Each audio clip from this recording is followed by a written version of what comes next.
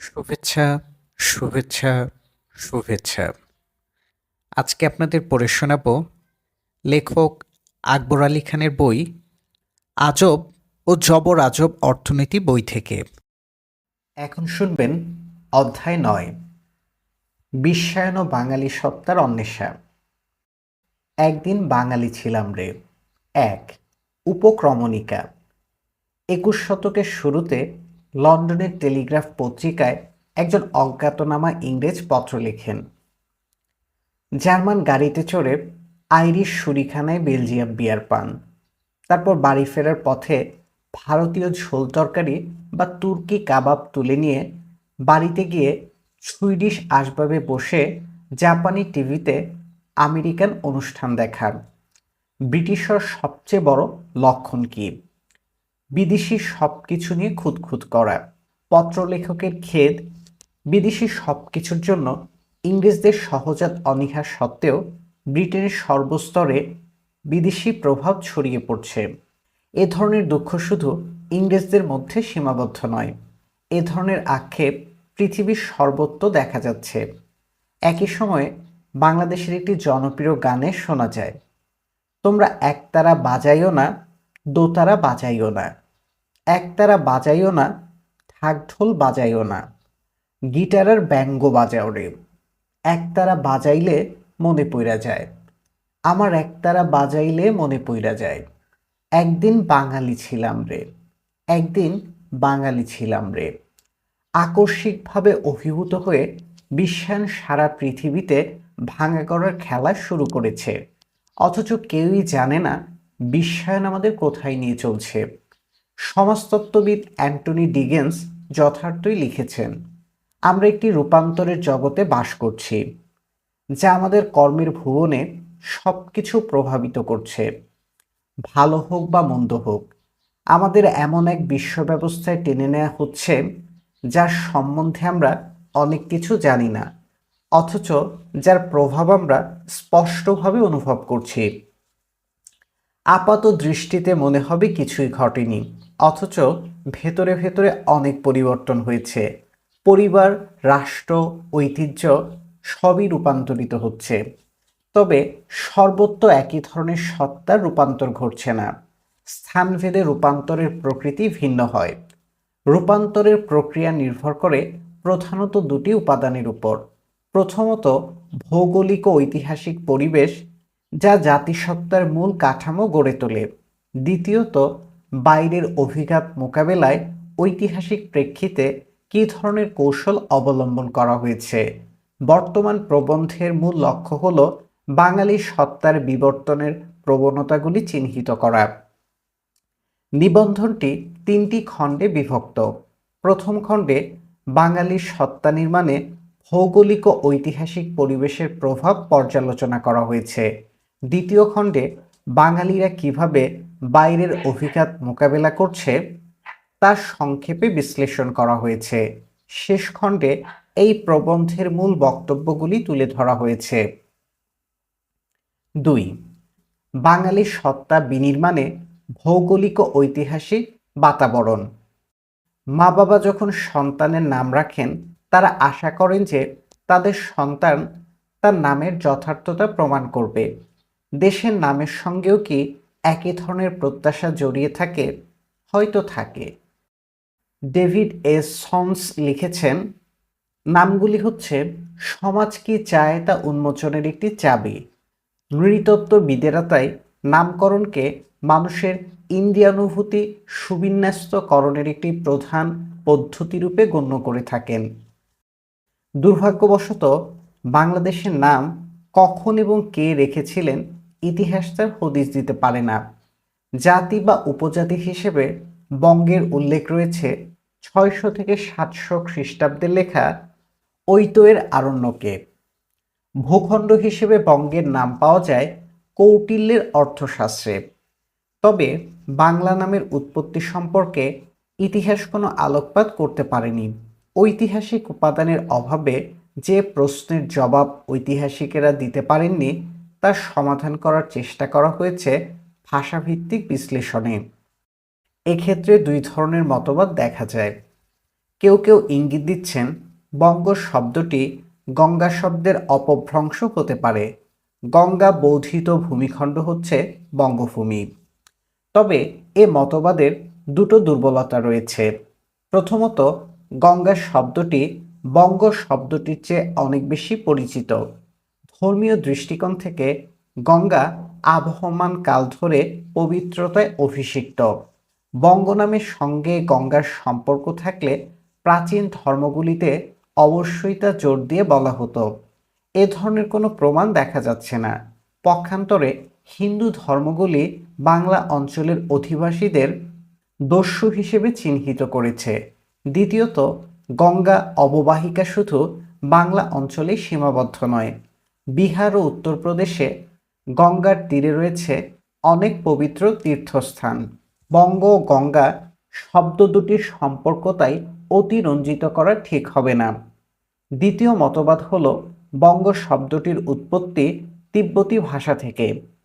এই ভাষায় বংশ শব্দের অর্থ আর্দ্র ও জলাভূমি। অনেক ক্ষেত্রেই এই ধরনের নাম বাইরের লোকেরাই দিয়ে থাকেন। যেমন হিন্দু ধর্মের নামকরণ তাদের শাস্ত্রগুলি করেনি, করেছে ভিনদেশী জনরা।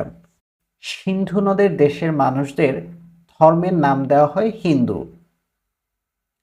হিমালয়ের চূড়ায় বসে তিব্বতের অধিবাসীরা পর্বতমালার নিচে ও দক্ষিণে অবস্থিত বিশাল জলাভূমির নাম দিয়েছে বাংলা। তবে বঙ্গ শব্দের উৎস গঙ্গা শব্দেই হোক আর বংশ শব্দেই হোক, এর বক্তব্য কিন্তু অভিন্ন। মধ্য কথা হলো বাংলাদেশ হচ্ছে নদ নদীর দেশ, জলাভূমির দেশ, বানভাসির দেশ, বিল হাওর বাওরের দেশ। ঐতিহাসিক আবুল ফজলের ভাষায় এটি হচ্ছে ভাটির দেশ। অতি প্রাচীনকাল থেকেই এই বাংলাদেশ বহিরাগতদের কাছে পরিচিত। অনেক পণ্ডিত মনে করেন যে এই ভূখণ্ডের বাংলাদেশ নামে পরিচিতি এসেছে মুসলমান শাসকদের উদ্যোগে প্রতিষ্ঠিত রাজনৈতিক ঐক্য থেকে। আবার কেউ কেউ বলছেন বাংলাদেশ ধারণাকে মূর্ত করেছে পঞ্চদশ শতকের ভাষাগত ঐক্য। অবশ্যই মুসলমান শাসন ও বাংলা ভাষার বিকাশ বাঙালি চেতনাকে শানিত ও ঋদ্ধ করেছে। বাংলাদেশের নাম মুসলমান শাসনের আগে বহিরাগতদের কাছে পরিচিত ছিল।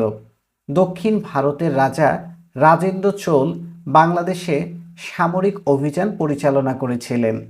তিনি 1012 থেকে 1044 খ্রিস্টাব্দ সময়কালে রাজত্ব করেন। অনুমান করা হয় 1024 খ্রিস্টাব্দ সময়কালে তার সেনাবাহিনী বাংলাদেশ আক্রমণ করে। এই অভিযানের কাহিনী বিবৃত হয়েছে রাজেন্দ্র চোলের তিরুমলই শিলালিপিতে। এই অভিযান সম্পর্কে শিলালিপিটিতে বাংলাদেশ সম্পর্কে বর্ণনার নিম্নরূপ ইংরেজি অনুবাদ করেছেন অধ্যাপক কে কে নীলকান্ত শাস্ত্রী। রাজেন্দ্র চোলের সেনাপতি বলপূর্বক রণস্যুর আক্রমণের পর এলেন বাংলাদেশে, যেখানে বিরতিহীন বৃষ্টি পড়ে, যেখানে গোবিন্দচন্দ্র তার মরদ হাতির পিঠ থেকে নেমে পালালেন এবং বাজেয়াপ্ত করা হলো অসাধারণ শক্তিশালী গজগুলি, ললনাদের ও মণিমাণিক্য এবং উত্তর রারে বা উত্তরিল দামে, যা বিশাল সমুদ্রের তীরে অবস্থিত। উত্তপ্ত যুদ্ধক্ষেত্র, গভীর সমুদ্র থেকে আহরিত অজস্র সংঘের ধ্বনিতে শক্তিশালী মহিপালকে ভয় দেখিয়ে জয় করা হয়। এখানে মুক্তা উৎপাদিত হয় এবং গঙ্গার স্রোতধারায় ভেসে চলে সুরভিত পুষ্পসমূহ, যা স্নানের ঘাটের উপর আশ্রে পড়ে। তিরুমলয় শিলালিপির কোনো কোনো অংশের অনুবাদ নিয়ে মতদ্বৈধতা থাকলেও এ বিষয়ে কোনো মতভেদ নেই যে বাংলাদেশ নামটি কমপক্ষে 1100 বছরের পুরনো। অবিরল বারিধারায় স্নাত এই দেশ। এখানে গঙ্গার ঘাটে ঘাটে সুগন্ধি ফুল আছড়ে পড়ে। জলাভূমির পরিবেশই হচ্ছে বাংলার ভৌগোলিক, অর্থনৈতিক, সাংস্কৃতিক, সামাজিক ও রাজনৈতিক অস্তিত্বের সবচেয়ে বড় সত্য। নিহার রঞ্জন রায় যথার্থই লিখেছেন, বাংলার ইতিহাস রচনা করিয়াছে বাংলার ছোট বড় অসংখ্য নদ নদী। এই নদ নদীগুলি বাংলার প্রাণ। পরিবেশ বিজ্ঞানীদের মতে জলাভূমি হচ্ছে জৈব বৈচিত্র্যের সবচেয়ে সমৃদ্ধ পরিবেশ। এই ভৌগোলিক বাতাবরণই বাংলাকে দিয়েছে আর্থিক স্বাচ্ছন্দ্য। আবার কখনো কখনো প্রলয়ঙ্কারী বন্যা, খরা, ঝড় ও জলোচ্ছ্বাস বিপর্যস্ত করেছে এই জলাভূমির জনজীবন। পেলব পলিমাটিতে করা সমতটে প্রমত্ত নদ নদীর উদ্দাম লীলায় হারিয়ে গেছে অজস্র জনপদ, অসংখ্য কীর্তি ও শস্য শ্যামল প্রান্তর। বাঙালি ভালোবেসে নদীর নাম দিয়েছে মধুমতি, ইছামতি, চিত্রা, কপোতাক্ষ, কলকলিয়া, আরও কত কী। তেমনি আবার নদীর রুদ্র রূপকে বর্ণনা করেছেন কালনী, মাথাভাঙ্গা, কীর্তিনাশা, ভৈরব, আগুনমুখা, ডাকাতিয়া ইত্যাদি নামে। এ প্রাকৃতিক পরিবেশ শুধু বাঙালির আর্থিক ভাগ্যই নিয়ন্ত্রণ করেনি, এ পরিবেশ বাঙালির সমাজ গড়েছে, সৃষ্টি করেছে। কবি জীবনানন্দ যাকে বলেছেন আমারে বাঙালির মন। জলাভূমির পরিবেশে বাংলার গ্রামীণ বসতিগুলি দক্ষিণ এশিয়ার অন্যান্য অঞ্চলের বসতির তুলনায় সুস্পষ্ট ভিন্ন আদলে বিকশিত হয়েছে। মার্কিন নৃতত্ত্ববিদ পিটার জে বার্তুচি বাংলাদেশের গ্রামকে ছলনাময় বলে আখ্যায়িত করেছেন। ওলন্দাজ ঐতিহাসিক ভেলেম বান সেলে বাংলাদেশের গ্রামীণ বসতি সম্পর্কে লিখেছেন, এই গ্রামগুলো বাইরে থেকে দেয়াল দিয়ে সংরক্ষিত একটি কেন্দ্রীয় চত্বর ঘিরে বসতি নয়। এরা যৌথ সেচ কার্যের রক্ষণাবেক্ষণের জন্য ঐক্যবদ্ধ নয়। পক্ষান্তরে গ্রামগুলোতে রয়েছে ছড়ানো ছিটানো বাড়িঘর এবং ছোট ছোট পাড়া। এরা কিছুটা উঁচু জমিতে স্থাপিত এবং এরা ছোটখাটো বন্যাতেই দ্বীপের মতো বিচ্ছিন্ন হয়ে যায়। নৃতাত্ত্বিক দৃষ্টিকোণ থেকে আমি বাংলাদেশের সত্তার অন্বেষা গ্রন্থে বাংলাদেশের গ্রামগুলিকে উন্মুক্ত গ্রাম বলে বর্ণনা করেছি। প্রতিতুলনায় দক্ষিণ এশিয়ার অন্যান্য অঞ্চলের গ্রামগুলো হচ্ছে প্রাতিষ্ঠানিকভাবে সংঘবদ্ধ গ্রাম। এ ধরনের গ্রাম একই সঙ্গে প্রশাসনিক, অর্থনৈতিক ও সামাজিক দায়িত্ব পালন করে। উন্মুক্ত গ্রামে শুধু সামাজিক সংযোগ ঘটে, কিন্তু প্রশাসনিক বা অর্থনৈতিক দায়িত্ব থাকে অত্যন্ত সীমিত। তৃণমূলে গ্রামীণ সংগঠনের দুর্বলতা এ অঞ্চলের মানুষের জন্য একদিকে আশীর্বাদ, অন্যদিকে অভিশাপ। গ্রামীণ সংগঠনের দুর্বলতার ফলে এখানে প্রাক পুঁজিবাদী সমাজে অতি প্রাচীনকাল থেকে প্রবল ব্যক্তি স্বাতন্ত্র্যবাদ গড়ে উঠেছে। ব্যক্তি স্বাতন্ত্র্যবাদের জন্য এখানে সনাতন হিন্দু ধর্ম শিকড় গাড়তে পারেনি। প্রথাগত সনাতনত্ব কখনো বাঙালির ব্যক্তি স্বাতন্ত্র্যবাদ খর্ব করতে পারেনি। তাই ধর্ম সম্পর্কেও বাঙালি দাবি করতে পারে, আমি ভাই তাই করি, যখন চাহে মন যা করি, শত্রুর সাথে গলাগলি, ধরি মৃত্যুর সাথে পাঞ্জাব। আরও বলতে পারে, আমি অনিয়ম উশৃঙ্খল, আমি দলে যাই যত বন্ধন, যত নিয়ম কানুন শৃঙ্খল। বাঙালির ধর্মে ব্যক্তি স্বাধীনতার সাথে যুক্ত হয়েছে মানবতাবাদ। দেবতার চেয়ে মানুষ বাঙালির কাছে অনেক বড়, তাই তো কবি লিখেছেন, সবার উপরে মানুষ সত্য, তাহার উপরে নাই। দক্ষিণ এশিয়ার অন্যান্য অঞ্চলে অধিবাসীদের জীবনে গ্রামীণ সংগঠনের প্রাধান্যের ফলে সাধারণ মানুষের পক্ষে বর্ণভিত্তিক সমাজ ব্যবস্থার ও তার আদর্শ সনাতন হিন্দু ধর্মের বলয়ের বাইরে যাওয়া সম্ভব হয়নি। অথচ প্রবল ব্যক্তি স্বাতন্ত্র্যের চেতনায় উদ্বুদ্ধ বাঙালিরা এদেশে ইসলাম আগমনের অনেক পূর্ব থেকেই ব্রাহ্মণ্যবাদের রক্তচক্ষু উপেক্ষা করে তান্ত্রিক আচার অনুষ্ঠান ও আউল বাউলের মতো লোকায়ত ধর্ম সাধনায় নিজেদের নিয়োজিত করেছে। এই উপমহাদেশের ব্রাহ্মণ্যবাদের সবচেয়ে বেশি প্রতিপত্তি দেখা যায় দক্ষিণ ভারতে। এর কারণ ব্যাখ্যা করতে গিয়ে অধ্যাপক ব্যাসাম যথার্থই লিখেছেন যে শক্তিশালী গ্রামীণ সংগঠনের সক্রিয় বিরোধিতার ফলে দক্ষিণ ভারতের সনাতন হিন্দু ধর্ম থেকে বিচ্যুতি সম্ভব হয়নি। একই দৃষ্টিকোণ থেকে আমি বাংলাদেশের সত্তার অন্বেষা গ্রন্থে এই সিদ্ধান্তে উপনীত হই যে গ্রামীণ সংগঠনের দুর্বলতার ফলে বাংলার বদ্বীপ অঞ্চলের একটি বিশাল জনগোষ্ঠী বহিরাগত পীর দরবেশদের আধ্যাত্মিক শক্তিতে আকৃষ্ট হয়ে ইসলাম ধর্ম গ্রহণ করে। অথচ গ্রামীণ সংগঠনের প্রতিপত্তির ফলে ভারতের মুসলমান শাসনের মূল কেন্দ্রগুলিতে হজরত নিজামুদ্দিন আউলিয়া ও খাজা মাইনুদ্দিন চিশতির মতো পীর দরবেশদের পক্ষেও অনুরূপ সাফল্য অর্জন সম্ভব হয়নি। জলাভূমির এই ব্যক্তি স্বাতন্ত্র্যবাদ শুধু বাঙালির ধর্মীয় বিশ্বাস ও আচার আচরণকেই প্রভাবিত করেনি, এর স্বাক্ষর দেখা যায় বাংলার কবিতায়, তার চিত্রকলায়, তার স্থাপত্যে, তার সঙ্গীতে। বাংলা কবিতার ঐশ্বর্য তার মহাকাব্য নয়, তার গীতি কবিতায়। বাংলার মন্দির ছোট সংকীর্ণ, খাজুরাহ বা দক্ষিণাত্যের মতো মন্দির শহর গড়ে ওঠেনি। পক্ষান্তরে বাংলার গর্ব পটুয়াদের চিত্রের পটভূমি অত্যন্ত সংকীর্ণ। পক্ষান্তরে বাংলার গর্ব পটুয়াদের চিত্রের পটভূমি অত্যন্ত সংকীর্ণ। এখানে অজন্তা ইলোরার মতো চিত্র, সারনাথের বুদ্ধমূর্তি, দাক্ষিণাত্যের নটরাজ মূর্তি এবং এলিফেন্টার ভাস্কর্য খুঁজে পাওয়া যাবে না। বাঙালির এইসব বৈশিষ্ট্য অর্জনের পেছনে রয়েছে তার ব্যক্তি স্বাতন্ত্র্যবাদ। তবে আবহমান কাল থেকে ব্যক্তি স্বাতন্ত্র্য বাংলার ধর্মীয় সাংস্কৃতিক জীবনকে সমৃদ্ধ করলেও তার রাজনৈতিক জীবনকে বিপর্যস্ত করেছে। সমাজবিজ্ঞানের ভাষায় এখানে সামাজিক পুঁজির নিদারুণ ঘাটতি রয়েছে। সমাজবিজ্ঞানী রবার্ট ডি পুটনামের মতে সামাজিক পুঁজি হচ্ছে পারস্পরিক আস্থার প্রথাসিদ্ধ আচরণের ও সামাজিক সম্পর্ক জালের মতো সংগঠনের বিশেষত্বগুলি, যা সমন্বিত কার্যকলাপ সহজ করে সামাজিক কার্যকারিতা বাড়িয়ে দেয়। মানুষ একে অপরকে যত বিশ্বাস করবে, সামাজিক পুঁজি তত বাড়বে। গুণগত ঐতিহাসিক তথ্য ও সমকালীন পরিমাণগত উপাত্ত এ ধারণাকে সমর্থন করে। সামাজিক পুঁজির অপ্রতুলতার ফলেই বাংলাদেশ অঞ্চলে বৃহৎ সাম্রাজ্য খুব অল্প ক্ষেত্রেই টেকসই হয়েছে। অধিকাংশ সময়েই খণ্ডরাজ্য ছিল বাংলাদেশের রাজনৈতিক নিয়তি। নাথ, রাত, খড়গ, চন্দ্র, বর্মন, পত্রিকেরা ও ভদ্রবংশের মতো ছোট রাজ্যগুলি বারবার বাংলাদেশের মাটিতে বুনো ফুলের মতো ফুটেছে ও ঝরে পড়েছে।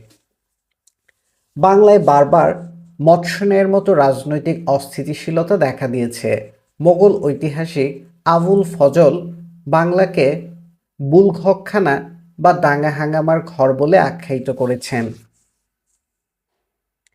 এসবের পেছনে রয়েছে সামাজিক পুঁজির ঘাটতি। বিশ্বের অন্যান্য দেশের তুলনায় এখনও বাংলাদেশের মানুষের পারস্পরিক আস্থা কম। 1999 থেকে 2001 সময়কালে পরিচালিত একটি সমীক্ষা থেকে দেখা যাচ্ছে যে বাংলাদেশে মাত্র 23.5% মানুষ একে অপরকে বিশ্বাস করে, অর্থাৎ 76.5% মানুষের মধ্যে এ ধরনের আস্থা নেই। বিশ্বের 80টি দেশে এ সমীক্ষা পরিচালিত হয়। বাংলাদেশে পারস্পরিক আস্থার হার 80টি দেশের গড় হারের চেয়ে প্রায় 15% কম। একমাত্র সান্ত্বনা হলো এই যে ফ্রান্সে মাত্র 22.2% মানুষ একে অপরকে বিশ্বাস করে।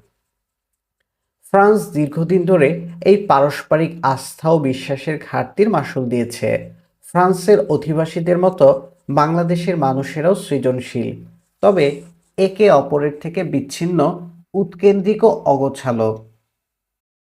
একবিংশ শতাব্দীতে দাঁড়িয়ে একটি বড় প্রশ্ন হলো, সামাজিক পুঁজির এই অপ্রতুলতা নিয়ে বাংলাদেশের পক্ষে আজকের বিশ্ব ব্যবস্থার চ্যালেঞ্জ মোকাবেলা করা সম্ভব কিনা। সামাজিক পুঁজি শুধু রাজনৈতিক সমস্যার সমাধানের জন্যই অত্যাবশ্যক নয়। ভৌত মানবিক পুঁজির মতো সামাজিক পুঁজিও অর্থনৈতিক উন্নয়নের জন্য জরুরি। ফ্রান্সিস ফুকুয়ামা তার ট্রাস্ট গ্রন্থে চীন, জাপান ও দক্ষিণ পূর্ব এশিয়ার অর্থনৈতিক উন্নয়নে পারস্পরিক আস্থার সুফল চমৎকারভাবে বর্ণনা করেছেন। পারস্পরিক আস্থা ও শ্রদ্ধাবোধ রাজনীতি ও অর্থনীতিতে একটি শুভচক্রের জন্ম দেয়। আস্থার সুফল আরও আস্থার সৃষ্টি করে। প্রশ্ন হলো, দীর্ঘদিন ধরে সযত্নে লালিত অবিশ্বাস ও অনাস্থাকে সহজে অতিক্রম করা সম্ভব হবে? হয়তো সবটুকু করা যাবে না, তবু আশার আলো যে একেবারেই নেই তা বলা যাবে না। সমাজবিজ্ঞানীরা বলে থাকেন যে মানুষ বারবার ভুল করতে করতে ঠেকে শেখে। এরকম থেকে শেখার ঘটনা বাংলাদেশের ইতিহাসেও ঘটেছে। পাল রাজবংশের উদ্ভবের আগে প্রায় 50 বছর ধরে রাজনৈতিক নৈরাজ্য বিরাজ করে। প্রাচীন ভারতে নৈরাজ্যকে মৎস্য ন্যায় বা মাছের মতো অবস্থা বলে বর্ণনা করা হতো। মাছের ভুবনে বড় মাছ যেমন ছোট মাছকে গ্রাস করে, তেমনি অরাজক পরিস্থিতিতে দুর্বল জনগোষ্ঠী বড়লোকদের শিকার হয়। এ অবস্থা থেকে পরিত্রাণের জন্য প্রজারা বা প্রকৃতিপুঞ্জ গোপালকে রাজা নির্বাচন করে। খালিমপুর তাম্রশাসনে তাই লেখা হয়েছে। তারপরে ছিলেন গোপাল। তিনি সমস্ত রাজাদের মাথার মণির মতো ছিলেন। মৎস্যনে অর্থাৎ অরাজকতা দূর করার জন্য তিনি সমস্ত প্রজাদের মাথার মণির মতো ছিলেন। মৎস্যনে অর্থাৎ অরাজকতা দূর করার জন্য প্রজারা তাকে রাজা নির্বাচিত করেছিলেন। পূর্ণিমা রাতের জ্যোৎস্নার অতিরিক্ত সাদা রং তার স্থায়ী কীর্তির অনুকরণ করতে পারত। বাংলার ইতিহাসে কোনো কোনো ক্ষেত্রে ঐক্য অনেকদিন টিকেছে, আবার অনেক সময় ঐক্য অতি অল্প সময়ে উবে গেছে। তবে পালরা প্রায় 400 বছর রাজত্ব করেছে। এই ঐতিহাসিক ঐক্যই সবচেয়ে দীর্ঘস্থায়ী হয়েছিল। তার কারণ পালরা ছিল পরমত সহিষ্ণু ও উদার। তাই বৌদ্ধ হয়েও পালদের পক্ষে সংখ্যাগরিষ্ঠ হিন্দুদের সমর্থন শতাব্দীর পর শতাব্দী অটুট রাখা সম্ভব হয়েছে। পালদের ইতিহাস প্রমাণ করে যে শুধু নির্বাচনই যথেষ্ট নয়, উদারনৈতিক মূল্যবোধ ছাড়া রাজনৈতিক স্থিতিশীলতা টেকসই হয় না। আজ 1418 বঙ্গাব্দের উষালগ্নে দাঁড়িয়ে বারবার মনে প্রশ্ন জাগছে, আমরা আমাদের অতীত থেকে কি কিছু শিখি না? ভবিষ্যতেও কি অতীতের ভুলগুলো বারবার পুনরাবৃত্তি করতে থাকব? দার্শনিক জর্জ সান্তায়ানা যথার্থই লিখেছেন, ইতিহাস থেকে যারা শিখে না তারা একই ভুল বারবার করতে থাকে। 3. বাইরের অভিঘাতের মোকাবিলায় কৌশল। কবি লিখেছেন, এত ভঙ্গ বঙ্গদেশ তবু রঙে ভরা। এতক্ষণ ভঙ্গের কথা বললাম, এখন বাংলার ইতিহাসের রঙের কথা বলি। বাংলার ইতিহাসের সবচেয়ে বড় রঙ্গ হলো এর ইতিহাসের স্ববিরোধী প্রবণতাগুলি। বাঙালি সবসময় নিজেকে অন্যান্য জাতের তুলনায় শ্রেয় মনে করে।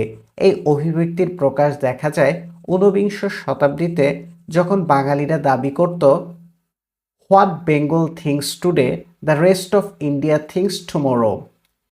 এই প্রত্যয়েরই প্রকাশ দেখতে পাই সপ্তদশ শতকের কবি আব্দুল হাকিমের রচনায়। তিনি লিখেছেন, যেসব বঙ্গে তো জন্মে হিংসে বঙ্গবাণী, সেসব কাহার জন্ম নির্ণয় ন জানি। দেশি ভাষা বিদ্যা যার মনে ন জোয়ায়, নিজ দেশ ত্যাগে কেন বিদেশে ন যায়। বাঙালিরা মনে করে যে তাদের কৃষ্টি আচার অনুষ্ঠান, তাদের শিল্প সাহিত্য সঙ্গীত ও তাদের জীবনযাত্রা একান্তই তাদের নিজস্ব সৃষ্টি। এগুলি 16 আনাই বাঙালির সম্পত্তি, এতে অন্য কারো কোনো অবদান নেই। ভালো করে তরিয়ে দেখলে একথা স্পষ্ট হবে যে আমরা যাকে একান্তই বাঙালির নিজস্ব বলে মনে করি, তাদের অধিকাংশের স্ফুরণ ঘটেছে বাইরের জগতের সঙ্গে মিথস্ক্রিয়ায়। যা কিছু খাঁটি বাঙালি বলে আমরা বড়াই করি, তার অধিকাংশই গড়ে উঠেছে বাইরের উপাদানের সঙ্গে সংমিশ্রণে। প্রথমে পয়লা বৈশাখের কথা বলি। পয়লা বৈশাখ বঙ্গাব্দের নববর্ষ। ভারতের সর্বত্র কিন্তু বৈশাখ বছরের প্রথম মাস নয়। শকাব্দ বা বিক্রম সংবর্ত যারা অনুসরণ করেন তাদের জন্য পয়লা চৈত্র নববর্ষ। তাই উত্তরপ্রদেশ, হিমাচল প্রদেশ, মধ্যপ্রদেশ, উত্তরাখণ্ড, রাজস্থান, বিহার, হরিয়ানা, ছত্তিশগড়, অন্ধ্রপ্রদেশ, কর্ণাটক ও মহারাষ্ট্রে বৈশাখ বছরের দ্বিতীয় মাস। উইকিপিডিয়া জানাচ্ছে, গুজরাটি পঞ্জিকায় বৈশাখ সপ্তম মাস। বঙ্গাব্দ প্রবর্তনের সিদ্ধান্ত বাংলার পণ্ডিতেরা নেননি। সম্রাট আকবর বঙ্গাব্দ প্রবর্তন করেন 1584 খ্রিস্টাব্দে। তবে এ সনের হিসাব শুরু হয় সম্রাট আকবরের সিংহাসন আরোহণের বছর, অর্থাৎ 1956 খ্রিস্টাব্দে বা 963 হিজরি সাল থেকে।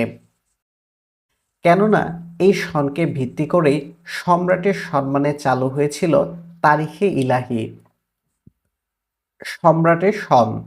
তবে নতুন সন প্রবর্তনের প্রণোদনায় শুধু সম্রাটের অমরত্বের মোহই ছিল না, এর পেছনে বাস্তব আর্থিক তাগিদ ছিল। ভারতের মুসলমান ভারতের মুসলমান শাসকেরা চন্দ্রমাস ভিত্তিক হিজরি সন অনুসরণ করে খাজনা আদায় করতেন, অথচ ফসল ফলত সৌরচক্র অনুসারে। চান্দ্র সনে সৌর সনের চেয়ে 11 দিন কম। ঘূর্ণমান পঞ্জিকার ভিত্তিতে রায়তদের খাজনা দিতে অসুবিধা হতো, তাই 963 হিজরিতে প্রবর্তিত তারিখে ইলাহিকে ভিত্তি করে চালু করা হলো বাংলা সন। তবে সিদ্ধান্ত নেওয়া হলো বছর শুরু হবে হিজরি সনের প্রথম মাস মহরম থেকে। সে বছর মহরম ছিল বৈশাখ মাসে, কিন্তু তখন বাংলায় প্রচলিত শকাব্দের প্রথম মাস ছিল চৈত্র। সম্রাটের হুকুমে চৈত্র প্রথম মাসের মর্যাদা হারালো।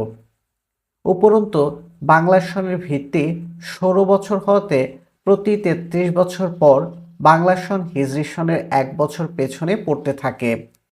ধর্মীয় দৃষ্টিকোণ থেকে বাংলা সন হিন্দু কিংবা মুসলমান কারো কাছেই গ্রহণযোগ্য নয়।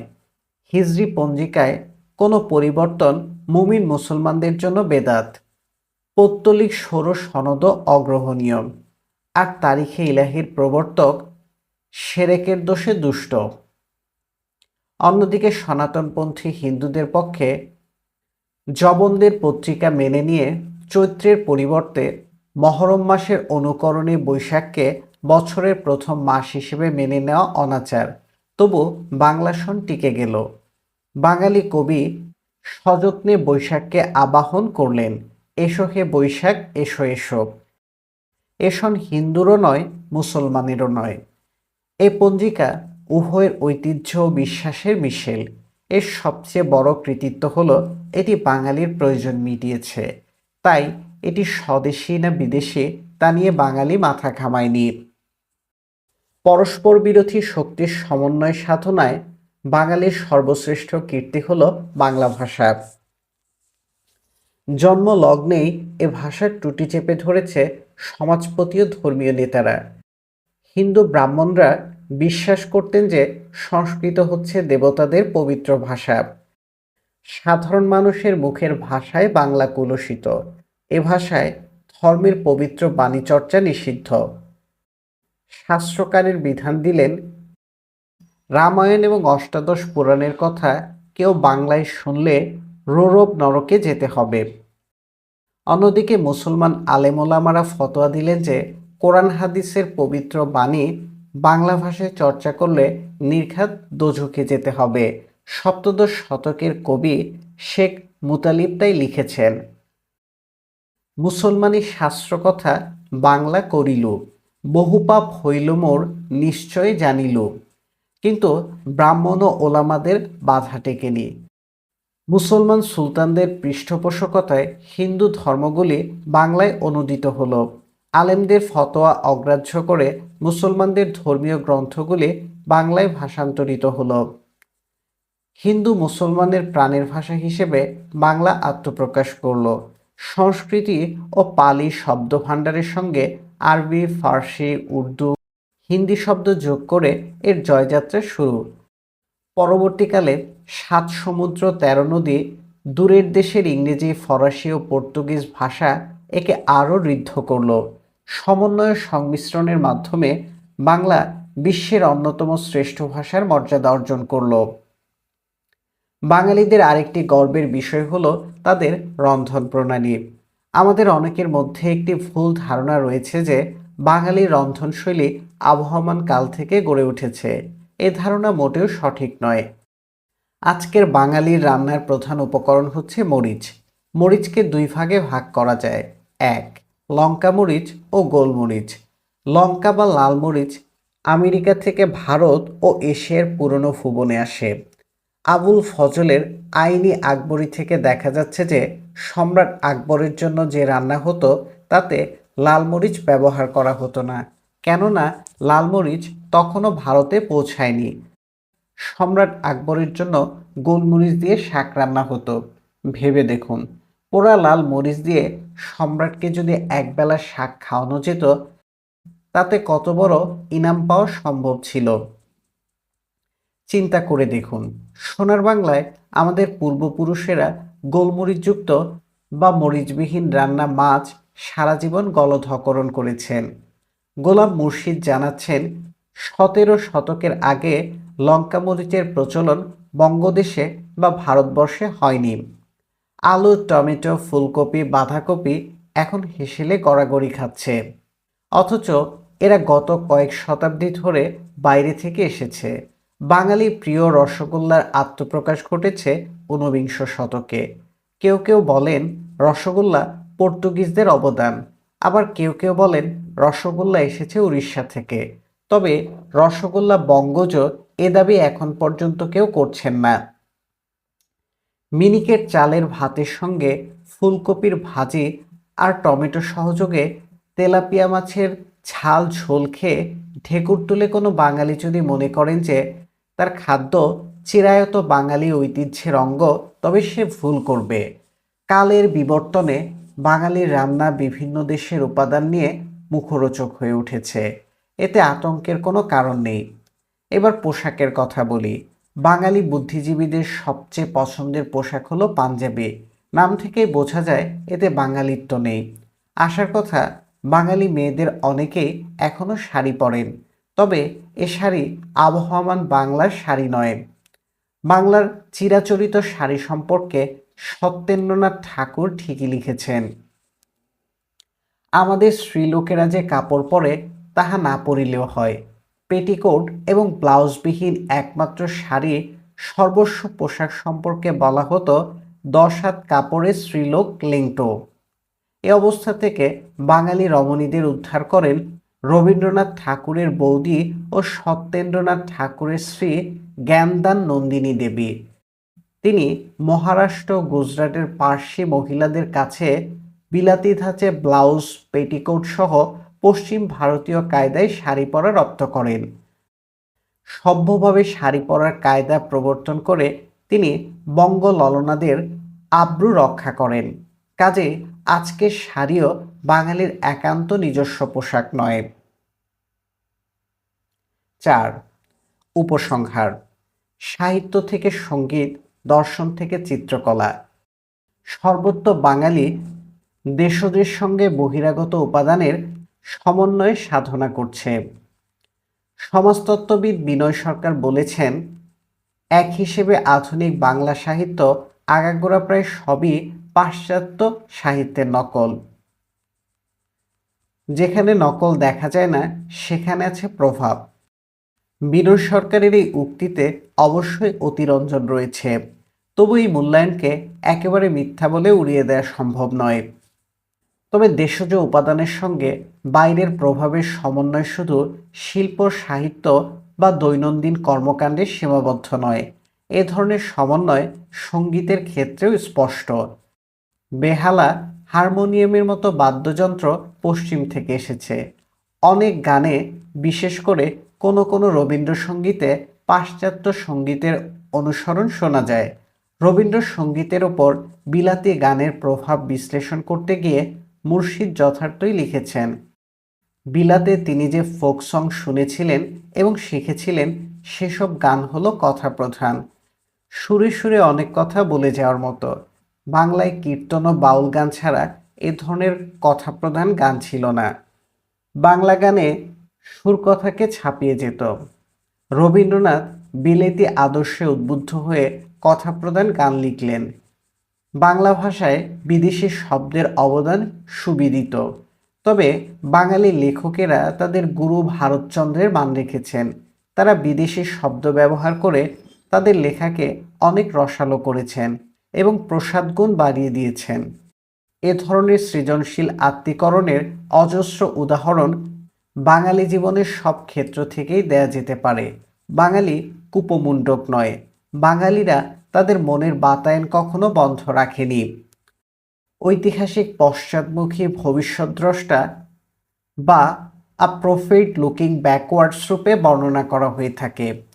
অতীতের প্রবণতা থেকে ভবিষ্যৎ সম্পর্কে প্রক্ষেপণ সম্ভব, তবে একই সঙ্গে বর্তমানের সঙ্গে যেসব পরিবর্তন ঘটছে তাও বিবেচনায় নিতে হবে। বাংলাদেশের সাম্প্রতিক ইতিহাসে দুটি পরিবর্তন বিশেষভাবে লক্ষণীয়। প্রথমত, বিশ্বায়ন পরকে আপন না করলেও দূরকে নিকট করেছে। যোগাযোগ ব্যবস্থায় বিপ্লবের ফলে বাইরের জগতের যে কোনো পরিবর্তনের প্রভাব অতি দ্রুত ছড়িয়ে পড়ছে। কাজেই বিশ্ব ব্যবস্থা থেকে বিচ্ছিন্ন থাকা কারো পক্ষেই সম্ভব নয়। বিশ্বই শুধু আমাদের কাছে আসছে না, আমরাও বিশ্বে ছড়িয়ে পড়ছি। এই মুহূর্তে প্রায় ৭৫ লাখ বাংলাদেশি দেশের বাইরে নববর্ষের দিন কাটাচ্ছে। হয়তো পান্তা ভাত ও ইলিশ মাছ তাদের কপালে জুটছে না, তবু পয়লা বৈশাখ তাদের হৃদয়ে দীপ্যমান। এই বিশাল জনগোষ্ঠী বাংলাদেশকে বাইরের জগতের সঙ্গে অচ্ছেদ্য বন্ধনে আবদ্ধ করেছে। জাত্যভিমানের চোরাবালিতে বাঙালিদের আজ মুখ লুকিয়ে রাখা সম্ভব নয়। অতীত ইতিহাসের কোনো পর্যায়ে বিশ্বের সঙ্গে বাঙালির এত নিবিড় বন্ধন প্রতিষ্ঠিত হয়নি। অবশ্য বাঙালিরা কখনো বাইরের জগৎকে বর্জন করেনি, আবার বাঙালিরা বাইরের জগতের কাছে তাদের সত্তাও কখনো বিকিয়ে দেয়নি। বাঙালি অনুকরণে বা হনু অনুকরণে বিশ্বাস করে না। বাঙালির সাধনা বৈশ্বিকের সঙ্গে স্থানিকের সমন্বয়। এই সমন্বয়ের মাধ্যমেই বাঙালি পরিবর্তন সত্ত্বেও তার সত্তা বাঁচিয়ে রেখেছে। বাইরের অন্ধ অনুকরণ বা বিশ্বায়নের সঙ্গে সংঘাত কোনোটিই বাঙালির ঐতিহাসিক চরিত্রের সঙ্গে খাপ খায় না। বাইরের সঙ্গে ভেতরের সমন্বয় সাধনা বাংলার ইতিহাসের একটি বড় শক্তি। বাঙালির জীবনে দ্বিতীয় বড় পরিবর্তন হলো সাম্প্রতিককালে বাংলার ভৌগোলিক পরিবেশের অস্বাভাবিক পরিবর্তন। এককালে বঙ্কিমচন্দ্র লিখেছেন, বাঙালির ইতিহাস চাই, নইলে বাঙালি বাঁচিবে না। আজ জীবিত থাকলে তিনি বলতে বাধ্য হতেন, বাঙালির ভূগোল বাঁচাইতে হইবে, অন্যথায় বাঙালি বাঁচিবে না। অতুল রূপরাশি নিয়ে পৃথিবীর রাঙা রাজকন্যাদের মতো হারিয়ে গেছে বাংলার অসংখ্য নদ নদী, শুকিয়ে যাচ্ছে ভাটি অঞ্চলের বিল, হাওর ও বাওর। বাংলার ভৌগোলিক অস্তিত্বের প্রতি হুমকি আসছে সব দিক থেকে। বাংলার দক্ষিণ ও মধ্য অঞ্চলের দিগন্তে আজ জলবায়ু পরিবর্তনের অশনি সংকেত।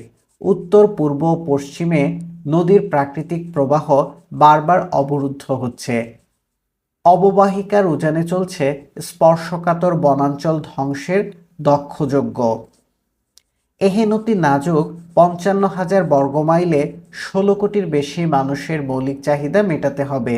সঙ্গে সঙ্গে একথাও মাথায় রাখা দরকার যে বিশ্বায়িত অর্থনীতিতে প্রতিযোগিতা করে আমাদের বাঁচতে হবে। এখানে টিকে থাকার প্রধান শর্ত হলো নিজের শক্তিতে বলীয়ান হওয়া। আজ তাই বাঙালির সবচেয়ে বড় প্রয়োজন শক্তিশালী সংগঠন। অথচ বাঙালির প্রবল ব্যক্তি স্বাতন্ত্র্যের তোড়ে প্রতিষ্ঠানগুলি বারবার ভেসে যাচ্ছে। ব্যক্তি স্বাধীনতা ছাড়া বাঙালির অস্তিত্ব অর্থহীন। অন্যদিকে শক্তিশালী প্রতিষ্ঠান ছাড়া বাঙালি আজকের বিশ্বে টিকে থাকতে পারবে না। পাল শাসনের অভিজ্ঞতা থেকে আমরা দেখতে পাই যে গণতন্ত্রের ভিত্তির উপর প্রতিষ্ঠিত উদারনৈতিক ও পরম সহিষ্ণু রাষ্ট্র ব্যবস্থা অনেকদিন টিকে থাকতে পারে। প্রশ্ন হলো, গোপালের নির্বাচনের মতো ঐক্যমত্যের রাষ্ট্র ব্যবস্থার পুনরাবৃত্তি সম্ভব কিনা। অতীতের ইতিহাস পর্যালোচনা করে দেখা যায়, বাঙালিরা সাংস্কৃতিক ক্ষেত্রে দেশজ ও বহিরাগত সংস্কৃতির মধ্যে অপূর্ব সমন্বয় করেছে, অথচ রাজনীতির ক্ষেত্রে তার অন্তদ্বন্দ্বগুলি নিরসন করতে পারেনি। মার্কিন রাষ্ট্রবিজ্ঞানী লরেন্স জিরিং ঠিকই লিখেছেন, বাংলাদেশ স্ববিরোধিতায় জর্জরিত একটি দেশ।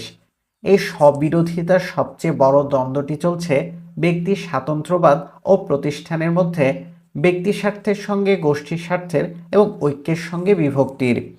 এই দ্বন্দ্বের সুচারু নিরসনের উপরই নির্ভর করবে আগামী দিনের বাঙালির ইতিহাসের গতিধারা।